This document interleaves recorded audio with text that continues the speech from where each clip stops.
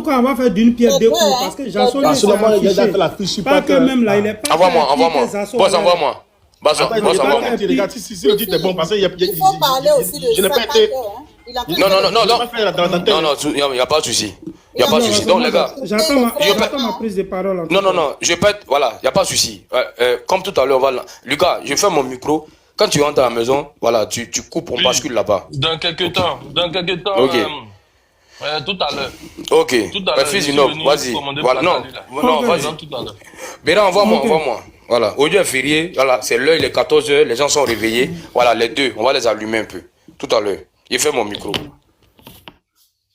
Ok, merci en tout cas. Moi, je pense que, moi, les assauts même, ça ne m'intéresse plus. Parce que je pense que quelqu'un qui s'est déjà dévoilé, qui a montré à tout le monde qu'il est un traître, il n'y a pas de souci, on sait comment s'en tenir. Le pire, là, c'est Charlie Parker. Vous savez, la dernière fois quand on était à la réunion, le DICAB, il a dit, le directeur de cabinet, il a dit, du président, M. Claude Saï, il a dit. Il dit que vous êtes ici, là, c'est parce que je vous fais confiance. Alors, tout ce qui sort d'ici, là, c'est à votre niveau. C'est pour dire, à partir d'un certain moment, quand on fait une réunion et puis il y a certaines informations qui passent, c'est parce que nous sommes dignes de confiance que les responsables viennent nous parler. Parce que nous sommes des militants de base, évidemment, qui doivent venir discuter avec nous. Parce qu'on a certaines informations qui sont sorties sur la toile la dernière fois. On se pose beaucoup de questions, comment ces informations-là sont sorties. Ces informations-là, je ne vais pas parler de ça, mais en tout cas, des informations qui sont sorties. Donc, évidemment qu'il y a des tops parmi nous. Et ce top-là, le numéro 1 en tête de liste, c'est Charlie Parker. Il n'a pas caché. Charlie Parker, c'est un traître de chez traître. Vous voyez?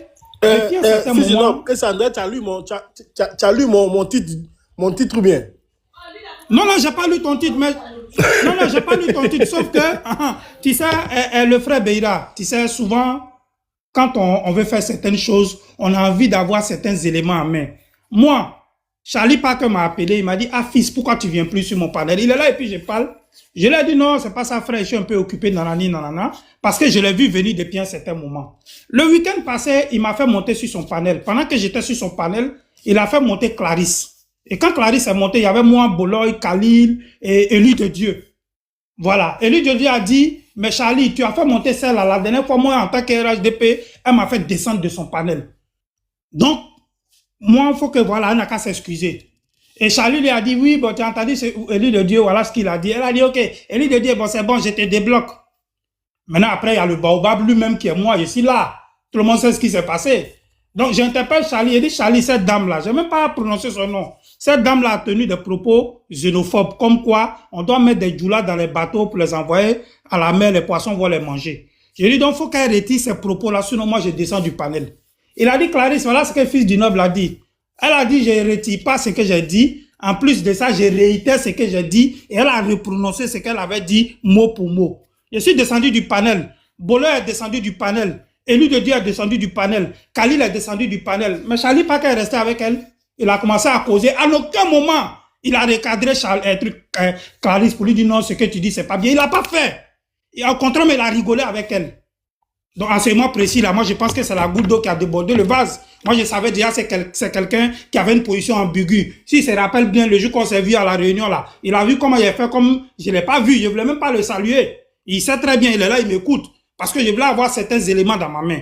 Lorsqu'il y a eu le nom de ceux qui n'étaient pas sur la liste électorale en Côte d'Ivoire, il a fait un panel pour dire oui, pourquoi il y a le nom de Tidjane Thiam et qu'il n'y a pas le nom de Gbagbo, donc lui n'est pas d'accord avec le RHDP, comment le RHDP peut exclure Gbagbo et puis garder Tidjane Thiam sur la liste électorale. Gbagbo qui est ivoirien, fils de la Côte d'Ivoire, on le laisse et puis le RHDP met le nom d'un étranger sur la liste électorale. Il a tout dit. On est en train de parler là de quelqu'un qui dit qu'il est RHDP, hein. Donc, depuis ce moment précis-là, moi, je savais déjà, voilà quel type d'homme.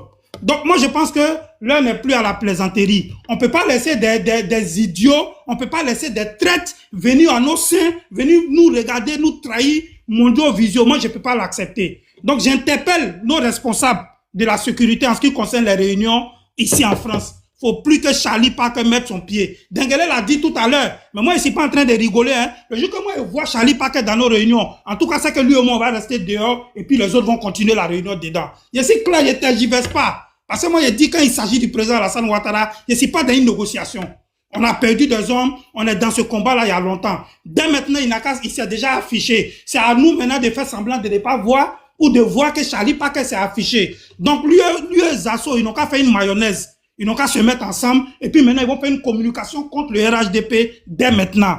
Comme ça, après le 25 octobre, quand nous on fait un coup KO, c'est fini. Parce que si on le laisse là, ils vont dire oui, il a fait la communication pour vous, aujourd'hui vous le laissez. On n'a pas besoin de lui pour que le président Alassane Ouattara gagne. On a accepté des gens, si aujourd'hui ils sont en train de nous trahir sous nos yeux, on ne peut pas faire semblant de ne pas voir. Et puis il faut que les militants du RHDP se décomplexent. On s'en fout que quelqu'un soit du Nord ou pas.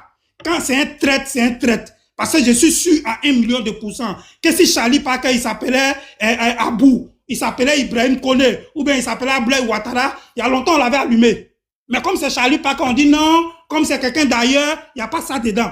On n'a pas eu besoin de quelqu'un pour que le président Alassane Ouattara soit où il est là. Ça fait près de 4 jours, il fait des panels où il met Zasso à l'honneur. Zasso insulte le parti, il insulte les cadres. Et même quand il y a certains militants du RHDP qui montent sur le panel, quand Zasso dit de les jeter, il les jette. Il y a John qui est son modérateur, il y a Nina aussi qui est là. Même ce matin, Nina était sur son panel en train d'insulter le RHDP. Il a mis Zasso. Excuse-moi, mais comment il peut jeter un gars du parti sur son panel? Comment c'est possible? Sur son panel. Et en plus, ils ont dit tout ce qu'ils voulaient. Donc moi, Charlie, je t'ai dit, écoute-moi très bien, c'est moi qui n'étais pas le fils du noble. Tu me connais. Tu sais même là où je travaille. Donc tu sais, il n'y a pas de débat dedans. Moi, à partir d'aujourd'hui, là, je suis ton ennemi juré. Parce que tu es un enfant maudit.